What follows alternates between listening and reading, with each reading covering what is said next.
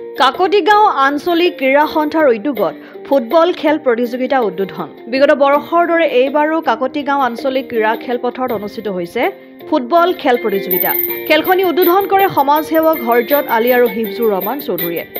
লগতে উদ্বোধনী খেলখনত উপস্থিত থাকে অৱসৰপ্ৰাপ্ত শিক্ষক ৰামদাস মাগুৰগাঁও গাঁও পঞ্চায়তৰ সভাপতি মাইনুল হক, খেল পৰিচালনা সমিতিৰ সভাপতি জিয়াবুৰ ৰহমান, সম্পাদক সাদ্দাম হুছেইন, কাৰ্যকৰী সভাপতি দয়াল দাস, আসিকুল ৰহমান, নজৰুল হক সহ সমাজৰ বহু গণ্যমান্য ব্যক্তি উপস্থিত থাকে।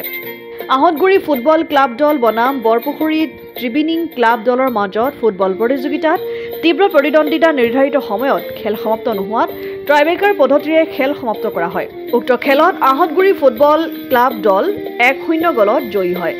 আগন্তুক ফুটবল প্ৰতিযোগিতাত সমূহ ৰাইজৰ সহায় সহযোগিতা আৰু উপস্থিতি কামনা কৰিছে খেল পৰিচালনা সমিতিয়ে। কচুৱাৰ পৰা গুলজাৰ হুছেইনৰ ৰিপৰ্ট, অসম আদিত্য। NKS হুণ্ডাইলৈ স্বাগতম।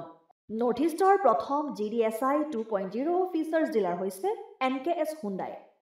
অত্যাধুনিক সা সুবিধাৰে তৈয়াৰী মষ্ট আপডেটেড হুণ্ডাই ডিলাৰ এতিয়া ডিব্ৰুগড়ত। আমাৰ NKS হুণ্ডাই ডিলাৰত open sales consulted room, customer ৰুমৰ লগতে পুৰণি গাড়ীৰ এক্সচেঞ্জ ফেচিলিটিও ৰখা হৈছে। ইয়াত চেলছৰ লগতে ছাৰ্ভিচ ছেক্টৰৰ সুন্দৰ সুবিধা আছে। প্ৰয়োজনীয় সকলো এডভান্স টুলছ, হুইল বেলেন্সিং, এলাইনমেণ্টৰ অত্যাধুনিক machine, post hydraulic lift, fully train men পাৱাৰৰ লগতে nitrogen gas filling facility, fully automatic car washer ফেচিলিটিও আছে।